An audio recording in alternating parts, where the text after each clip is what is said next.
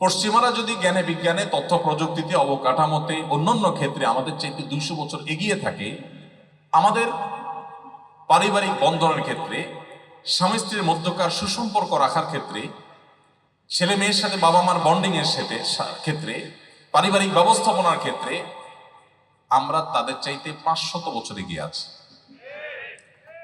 ওদের কাছ থেকে নেওয়ার আমাদের অনেক কিছু আছে। আমরা জ্ঞানে পিছিয়ে, বিজ্ঞানে পিছিয়ে, অনেক কিছুতে পিছিয়ে। কিন্তু আপনি যদি পারিবারিক ব্যবস্থাপনার কথা বলেন, আপনি যদি বিয়ে শাদীর কথা বলেন, আপনি যদি সামাজিক এই বিষয়গুলোর কথা বলেন, তাহলে আমি বলবো এইগুলোতে ওরা আমাদের কাছে মিসকিন, অসহায়, ওরা আমাদের শিষ্য হওয়ার উপযুক্ত এক্ষেত্রে না।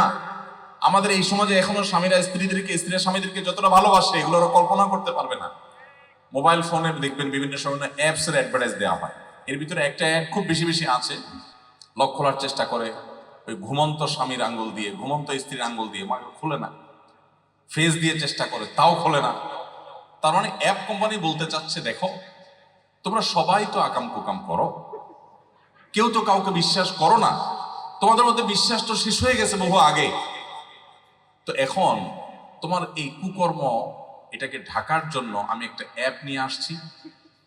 তোমার জীবন সঙ্গিনী যত কুকাম করছো, যতজনের সাথে চ্যাটিং করছো, এগুলো টেরই পাবে না সে। এমন সিস্টেম আছে, তোমার ফেস লক দিয়ে সে খুলতে পারবে না, তোমার ফিঙ্গার লক দিয়ে সে খুলতে পারবে না। তোমার জন্য এটা আমরা আমদানি করছি। একটা সমাজ নষ্ট হলে, ধ্বংস হলে, শেষ হলে, কোন পর্যায়ে গেলে এই অ্যাপের অ্যাডভার্টাইজ খোলা তাদের দিতে হয়। এই জন্য বলি, আমাদের সমাজে বেশিরভাগ ফ্যামিলিতে এখনো বিশেষ করে স্বামী স্ত্রীর সাথে যে সম্পর্কটা আঠার মতো লেগে যায়, হয় ভালোবাসা।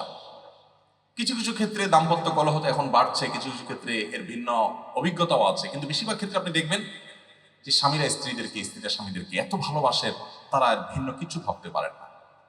এখন অধঃপতন আমাদের মধ্যে শুরু হয়েছে, কিন্তু এরপরেও আমাদের যারা আগের জেনারেশন, আপনাদের এইজের না, যারা আমাদের এইজের, এদেরকে আপনারা দেখবেন যে স্বামী স্ত্রী, স্ত্রী স্বামী ছাড়া অন্য কোনোটা চিন্তা তারা সচরাচর করে না। তাহলে কি দাঁড়ালো এই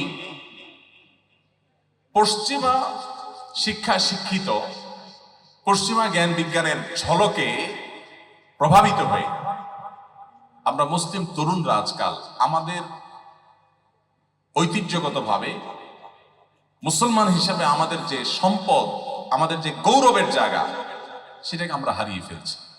বাঘের বাচ্চারা শিয়ালের বাচ্চাকে দেখে দেখে হাঁটা চলার চেষ্টা করছে। এটা আমাদের জন্য দুর্ভাগ্যের বিষয়।